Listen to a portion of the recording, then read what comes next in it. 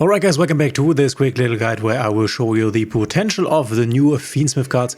I will show you what will be changing in the Fiendsmith engine, what you should play, and how the combos work. I show you a base combo, I explain to you where the differences are, and then I will show you a full combo or full power combo later on. So I have 3 combos for you, and the first one is just to show you what the new Lacrima is doing. So let's assume we are starting with Fiendsmith Engraver here. You could also start with Track, you could also start with Lurry, you could also start with Underworld, Goddess of the Closed Worlds. No, it's the Moon of the Closed Heaven. The difference is only now that we have less bodies if we do not start with an Engraver. But now with the Lacrima, this is less of a problem. So it was always a body problem, especially a body engrave problem. But you will see how this changes in a moment. So like we are always doing it, we start with Engraver to grab Tracked, which I said you can also start with Tracked, start with Lurry, grab the Lurry. And then we discard the Lurry and we summon the Lurry, and then we are going into the Requiem like before. There comes a difference point. We are not going into a second Engraver, but now into Lacrima, the Crimson Tears, one of the new cards and the most impactful one. This card is always treated as a Fiendsmith card. If this card is normal or special summoned, you can send one Fiendsmith card from your deck to the graveyard except this one. And then during your opponent's turn, if this card is in your graveyard, quick effect, you can target one Fiendsmith Link monster in your graveyard, shuffle this card into the deck, and if you do shuffle that card into the deck, special summon that Fiendsmith Link monster. So we can use each effect once. Now we have summoned her, we can activate her, and there are 2 important targets. Firstly, we are going to send another Fiendsmith Engraver just to have more Fiendsmith Light Fiends in the graveyard, but we will also be able to send an interruption on our opponent's turn. This is new, but you will see this in a second.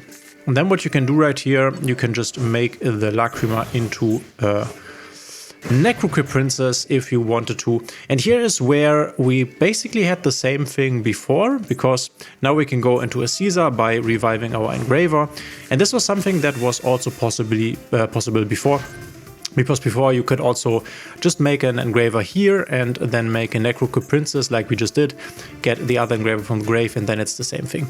But it will change in another combo in a second. So we, for example, go into a DD Waving High Caesar. Obviously, you can also go into a sequence here, and then with the Lacrima, you will have more bodies left in the graveyard. If you want to go for the Lacrima Interruption combo, you will need to keep the Fiendsmith's Requiem as well as Lacrima in the graveyard and don't shuffle them back. So let's assume we are passing over to our opponent here, and now I show you what Lacrima can do on the opponent's turn. So at any point here in the draw phase, we are targeting our Requiem, shuffle back Crimson Tears to summon the Requiem. Now, important to note here, the quick effect of Requiem is only during the main phase, so we will have to wait for a second in order to use it. Say our opponent plays the Digitron, and we go for Fiendsmith Requiem once again into our Lacrima. Once again, activating the Lacrima to send a Fiendsmith in Paradise. This is the card that was in our we had this at our puzzle before in Master Rule, but now we can use it way more effectively. The field effect is not that important, but the graveyard effect is. If your opponent special summons a monster or monsters while this card is in your graveyard, we can banish this card and send one Fiendsmith monster from deck or extra deck to the graveyard. This is an additional interruption. I will show you how this works. Let's say our opponent goes into a Link 1, a Link Spider, at which point we can now trigger Fiendsmith in Paradise. Activate Fiendsmith in Paradise, banish the card to send to the graveyard a Fiendsmith's Desiree.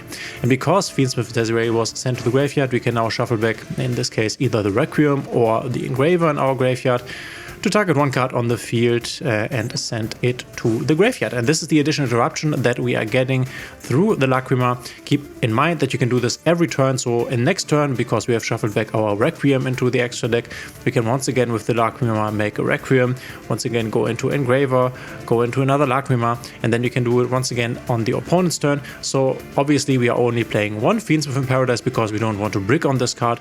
But what you can then obviously do is use this on the opponent's turn to get more Fiendsmith Engravers back into the graveyard. So this is where Lacrima produces a lot of extra bodies, especially in the graveyard, a very strong card. And now I will show you what else you can do with Lacrima and also with the new card, the Fiendsmith's Agnumday. Okay, we are once again starting with the engraver here. And as I already said, before you might have had a problem when starting with the tracked or the lurry, since then you are missing bodies on the field. With only a tracked and a lurry, for example, you cannot really go into the Caesar with not an additional monster on the field because you are missing this Fiendsmith engraver discard. But now with the Lacrima, every opener, so the tracked opener, the lurry opener, the Moon of the Claw 7 opener, and obviously the Fiendsmith engraver opener, all of them are basically full Fiendsmith combo. So we are starting here Fiendsmith engraver, once again grabbing the tracked, once again getting ourselves the lurry. And the other cool thing about the Lacrima also is that sometimes you just have it in the hand and then you can normal summon it and make a Requiem out of the Lacrima and start your Fiendsmith plays from there. So the lurry comes back and we make a Requiem here like we have done before, and then Requiem can once again go into the Lacrima. You basically always go into Lacrima now. There's no real scenario in which you don't, and then you send your Fiendsmith engraver. The cool thing is that, for example, if you get a max seed at some point, you could just go Lacrima, send Fiendsmith in Paradise, the trap card, and then call it a day and have an interruption live, which is nice. Now we can go Fiendsmith engraver to summon him, and here you could also, just to mention this, you could also have made a Necro-Crypt Princess here, just to have another body in the graveyard. Sometimes you have the situation in which you can make a Necro-Crypt Princess, and then you might have a Fiendsmith engraver still in the hand. And then it makes sense to make the Necro-Crypt Princess first and then use Fiendsmith engraver, since if you discard a monster to activate an effect, you can draw a card with Necro-Crypt Princess. Otherwise, you could make the Necro-Crypt here with the Lacrima just to have an additional Light Fiend body in the graveyard. But this depends a bit on the play that you want to make and how many Light Fiends you want to shuffle back. So we go into a sequence here, and then a sequence can just fusion summon. We are shuffling back everything but the Lacrima, and then we go into Fiendsmith's Desiree. At this point you can go link 3 into the new Fiendsmith's Agnumday just to show you what this card does, but then in a second I will show you how this card can be used very effectively. So this needs 2 monsters including a Light Fiend monster. Once per turn, quick effect, you can target one Light non-link Fiend monster in your graveyard, so a fusion monster or a normal monster. Special summon it, that one from the graveyard, and if you do equip this card you control to that monster as an equip spell, and then the equipped monster gains 600 attack times the link rating and does piercing damage. So just to show you how this works, you activate the Agnumday, putting the Desiree on the field, and then this will equip to the Desiree. And you can see right here that we have 4600 attack in position, which is very, very good. What you could do here, if you want to maximize your damage, could for example make the Agnumday, go into the battle phase with 1800 attack. You attack directly, and then in the battle phase, because you can also activate it there, quick effect, you can activate the quick effect and then do this. Basically what you are seeing here, the Desiree into the Agnumday, and then you get an additional 4600 attack points. So together this would be, let me quickly use my brain, 5, 6 plus 8, this is 6, 4 already, 6, 4, and if you can then get another 1600, then this would be game by itself. But the real effectiveness of this card comes into play together with the Lacrima if we have another body that we can normal summon, and this is what I'm going to show you now. Keep in mind, in all of these combos we have not normal summoned yet. So to make full use of our Lacrima Agnumday combo, we are going to assume we have another normal summon. In this case it will be a Lacrima. Any other normal summon will do, obviously. Fiendsmith engraver goes into the tracked goes into the lurry, like it always is. Discard lurry, special summon lurry, and into the Fiendsmith's Requiem, which then goes into our Lacrima. If you can avoid it, you obviously don't want to normal summon the Lacrima here, because you want to special summon it. Once again, sending the engraver here. Now let's just make a Necro-Crypt here, just to have done it basically. This is only an additional body at this point. Then Fiendsmith engraver, and at this point, once again, you could just go for Caesar if you wanted to, and then go for the interruption play that I've showed you in the first combo line. But now let's go for full combo basically. We are going to Fiendsmith sequence, and then we are going to fusion summon, shuffling back engraver, engraver, and Requiem, keeping the Lacrima in the graveyard, very important, to go into Desiree. Once again, we are going to use these here to go into the Agnumday. And now we are going to use our normal summon here. So what we now have here is a link 3 and a body, and we can go into an Appaloosa for 2. Very nice.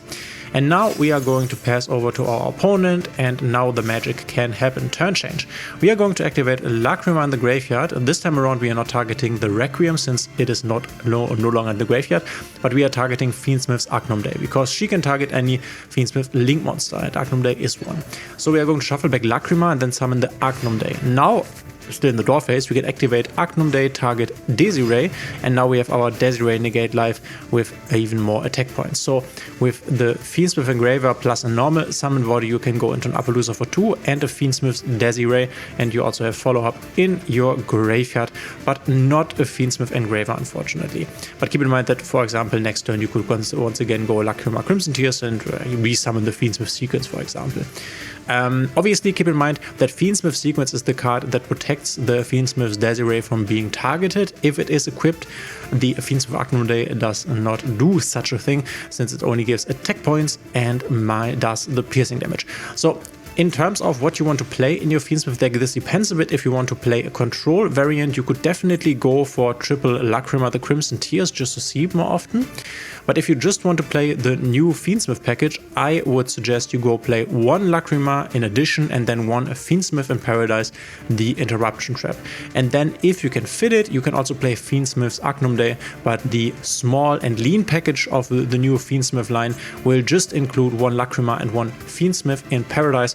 And if you want to go a bit harder, you can also go for the Agnumday. Maybe you have space. In the control variant, you will definitely have space. And then you can do shenanigans just like this with the Appaloosa Bow of the Goddess. So this is how you use the new Fiendsmith cards to their max power. You will only need one Agnumday and one Lacrima if you want to go the slim line.